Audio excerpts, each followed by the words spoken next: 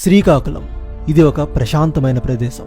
సారవంతమైన నేలలు, పచ్చని పంట పొలాలు, పుష్కలమైన ప్రకృతి వనరులు, సుదీర్ఘమైన తీర ప్రాంతం, ప్రవహించే నదులు, ఆధ్యాత్మికతను విరజిల్లే పుణ్యక్షేత్రాలు. ఒక పక్క వన్యప్రాణులకు జీవం పోసిన తూర్పు కనుమలు, మరొక పక్క జలజీవాలతో నిండి ఉన్న బంగాళాఖాతం.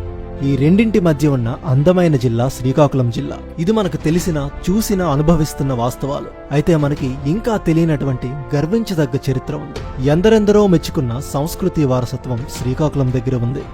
నేటి తరానికి, రేపటి తరానికి తెలియాల్సిన ఒక మహా చరిత్ర ఇది. ఈ రోజు మనం నివసిస్తున్న ఈ శ్రీకాకుళం ప్రాంతం ద్వాపర యుగం నుండి కళింగ రాజ్యంలో ఒక భాగం.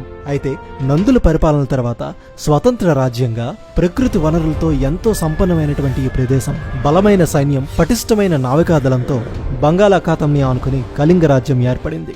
ఈ కళింగ రాజ్యాన్ని జయించడం దాదాపు అసాధ్యం అనుకునే కాలం అది. అయితే ఒక గొప్ప పరిణామం క్రీస్తుపూర్వం 4వ శతాబ్దంలో చోటు చేసుకుంది. అదే చరిత్రలో నిలిచిపోయినటువంటి కళింగ యుద్ధం. కళింగ రాజ్యం ఒడిశాలో కటక్ నుండి నేటి ఆంధ్రప్రదేశ్లో శ్రీకాకుళం నుండి పిఠాపురం వరకు విస్తరించి ఉండేది. తనకి అడ్డొచ్చే ప్రతి రాజ్యాన్ని గెలుస్తూ అఖండ భారతదేశాన్ని పరిపాలించాలనే తపనతో సామ్రాట్ అశోక చక్రవర్తి ఎలానైనా సరే బలమైన కళింగ రాజ్యాన్ని గెలిచి మౌర్య సామ్రాజ్యాన్ని విస్తరించాలనుకున్నాడు.